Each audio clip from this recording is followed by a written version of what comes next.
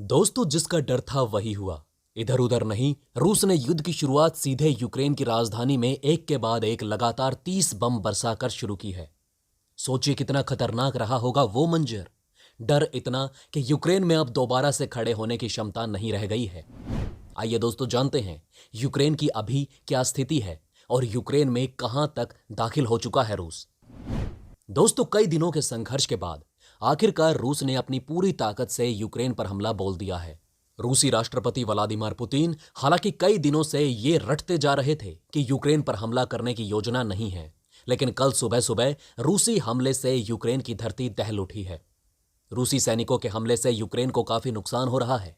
राष्ट्रपति Vladimir Zelensky ने गुरुवार को एक बयान में कहा कि रूस ने यूक्रेन के नागरिक और सैन्य ठिकानों पर 30 से ज्यादा हवाई हमले किए हैं। इस हमले में यूक्रेन के 50 जवान और 10 नागरिकों की मौत हो चुकी है। दोस्तों, आपको बता दें कि ऐसे में यूक्रेन के ऊपर संकट का पहाड़ टूट चुका है और ऐसे में उसने भारत की तरफ मदद के लिए भी देखा है और यहां तक कि यह भी कह दिया है कि अब केवल भारत ही एकमात्र ऐसा देश है जो यूक्रेन को खत्म होने से बचा सकता है। तो दोस्तों, बने रहिए हमारे साथ।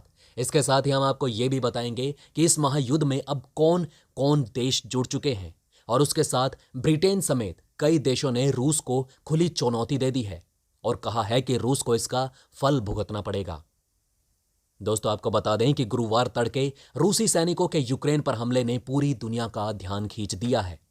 हालांकि अमेरिका काफी दिनों से यह दावा कर रहा था कि रूस कभी भी यूक्रेन पर हमला बोल सकता है। इसे लेकर यूक्रेन ने पिछले दिनों में तैयारी भी की है।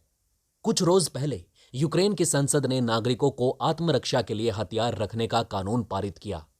गुरुवार को यूक्रेन के राष्ट्रपति व्लादिमीर जेलेंस्की ने दोहराया कि जो भी नागरिक देश की रक्षा के लिए आगे आना चाहता है उसे हमारी सरकार हथियार उपलब्ध कराएगी।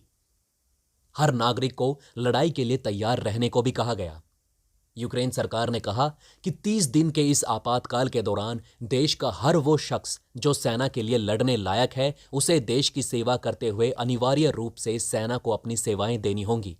यूक्रेन के पास अभी करीब 2 लाख लोगों की सेना है। गुरुवार को यूक्रेन के राष्ट्रपति दफ्तर से जानकारी सामने आई कि रूस और यूक्रेन के बीच जंग में यूक्रेन के अलावा रूस को भी काफी नुकसान हुआ है। बयान आया कि हमने 50 रूसी सैनिकों को मार गिराया और उनके 6 विमानों को नष्ट किया है। इसके अलावा यूक्रेन में 40 जवान मारे गए जबकि 10 निर्दोष नागरिकों की भी मौत हुई। व्लादिमीर जेलेंस्की ने कहा कि आज तड़के हुए हमले में रूसी सैनिकों ने यूक्रेन के नागरिक और सैन्य ठिकानों पर 30 से ज्यादा हवाई हमले किए हैं, जिसमें यूक्रेन को काफी नुकसान जरूर हुआ है, लेकिन हम हार नहीं मानेंगे, सरेंडर नहीं करेंगे। पश्चिमी देशों से यूक्रेन ने मांगी मदद।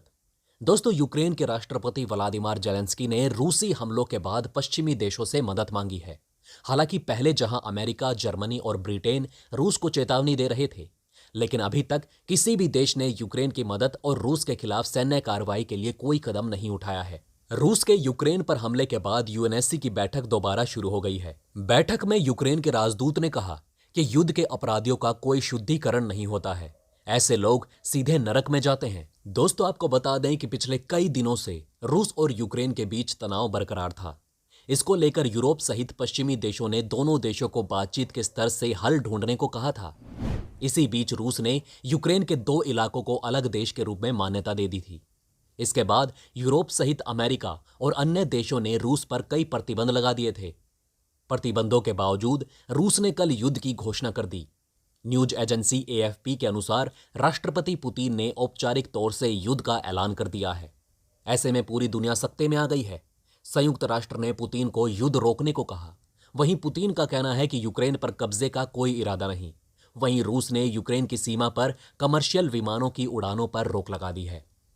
वहीं रूस के युद्ध की घोषणा के बाद राष्ट्रपति पुतिन का कहना है कि यूक्रेन की सेना सरेंडर करे और अपने घर जाए। वहीं नाटो देशों को लेकर पुतिन ने कहा कि हम सभी तरह के नतीजों के लिए तैयार हैं। किसी ने अगर ऑपरेशन में दखल दिया तो उसको अंजाम भुगतने के लिए तैयार रहना होगा। बाइडेन प्रशासन नॉर्ड स्ट्रीम 2 एजी कंपनी पर लगाएगा प्रतिबंध। दोस्तों, खबर आ रही है कि बाइडेन प्रशासन नॉर्ड स्ट्रीम 2 एजी कंपनी पर प्रतिबंध लगाने की सोच रहा है, जिसने रूस की नॉर्ड स्ट्रीम 2 गैस पाइपलाइन बनाई है। अमेरिका के एक अधिकारी ने अपनी पहचान गोपनीय रखने की शर्त पर बताया कि बाइडेन इस संबंध में कुछ ही दिनों में घोषणा कर सकते हैं।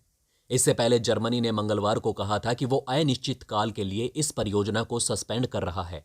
इस पाइपलाइन के निर्माण का काम पूरा हो चुका है, लेकिन अभी तक इसका संचालन शुरू नहीं हुआ है। ब्रिटेन के पीएम ने कहा, देंगे निर्णायक जवाब। जी हां दोस्तों, रूस के हमले को लेकर ब्रिटेन के प्रधानमंत्री बोरिस जॉनसन ने ट्वीट किया। उन्होंने लिखा कि मैं यूक्रेन के भयावह घटनाओं से चकित हूं। मैंने अगले कदम पर चर्चा करने के लिए राष्ट्रपति जेलेंस्की से बात की है। राष्ट्रपति पुतिन ने यूक्रेन पर इस बिना वजह के हमले की शुरुआत करके रक्तपात और विनाश का रास्ता चुना है। यूके और हमारे सहयोगी देश इसका निर्णायक जवाब देंगे।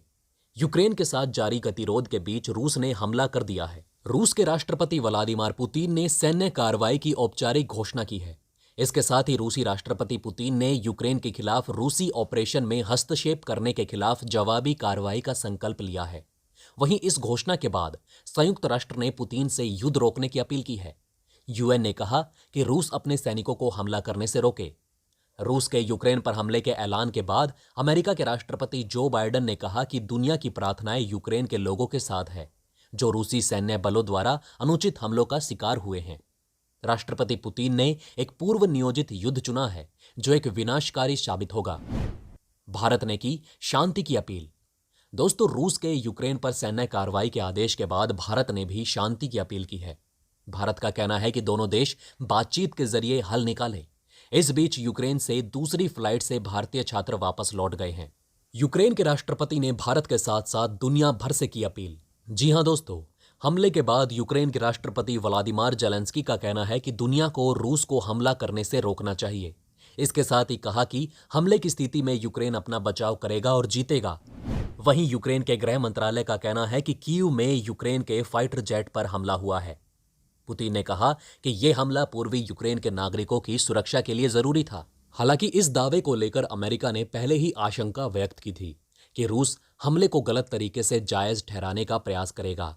पुतिन ने अमेरिका और उसके सहयोगियों पर यूक्रेन को उत्तर अटलांटिक संधि संगठन यानी कि नाटो में शामिल करने से रोकने और मॉस्को को सुरक्षा गारंटी देने की रूस की मांग को नजरअंदाज करने का आरोप लगाया। उन्होंने कहा कि यूक्रेन द्वारा पेश किए जा रहे खतरों के जवाब में ये कार्यवाही की जा रही है। उन्होंने कहा कि रूस का लक्ष्य यूक्रेन पर कब्जा करने का नहीं, बल्कि क्षेत्र को सैन्य प्रभाव से मुक्त बनाना और अपराध करने वालों को न्याय के कटघरे में खड़ा करना है।